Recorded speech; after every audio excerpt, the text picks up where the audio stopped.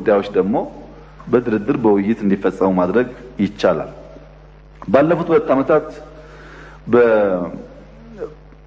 በፕሬዝዳንት ጌታቸው ረዳ በምክትል ፕሬዝዳንት ታደሰ ወረደና ጻድቃን ገብረትንሳኤ የሚመራው አድሚኒስትሬሽን 2 ዓመት ተጨማሪ ጦርነት እንዳይፈጠር 2 ዓመት ያሉ ጥያቄዎች በንግግር እንዲመለሱ ከፍተኛ ጥረት አድርገዋል።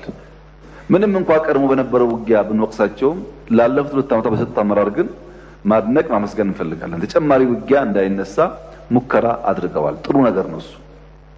ያ የሰጠናቸው የ2 ዓመት ጊዜ አልቋል። አሁን ስላለቀ የህግ ማሻሻያ የሚፈልግ ጉዳይ አለ። ተጨማሪ ጊዜ ስለሚጠይቅ ህግ መሻሻል አለበት። ህግ ሲሻሻል ደግሞ እስካሁን የነበረው አፈጻጸም መገምገም አለበት።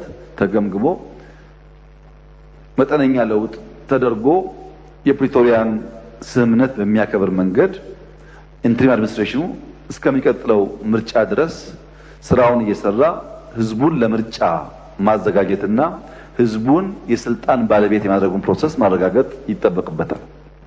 ይሄን ለማድረግ ፕሬዝዳንት ጌታቸው እና ምክትል ፕሬዝዳንት ታደሰ ወረደ እንዲሁም ጻድቃን ገብረትንሳኤ ጋር ልዩ ልዩ ውይይቶች ስናደርግ ቆይተን የተለያዩ ፕሮፖዛሎች ቀርበዋል።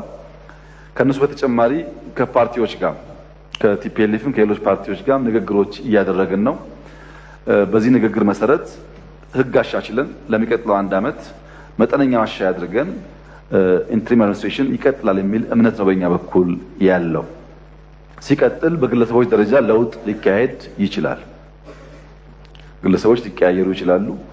የነበረው ስራ ተገምግሞ በጠንካራ ጎናቸው ተሞግሰው በደካማ ጎናቸው ተወቅሰው የሚቀያየሩ ግለሰቦች ሊኖሩ ይችላሉ።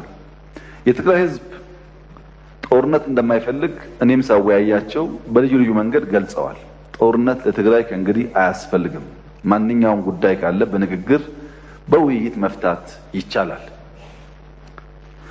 ትግራይ መላ ኢትዮጵያ ጦርነት አይፈልግም፣ አይፈጠርም ብዬም ተስፋ አደርጋለሁ። አልፎ አልፎ በግለሰቦች ደረጃ መከላከያ በአማራና በኦሮሚያ ተበትኗል፣ ተወጥሯል እና ጊዜው አሁን ነው ብለው የሚያስቡ ግለሰቦች እንዳሉ እንሰማለን።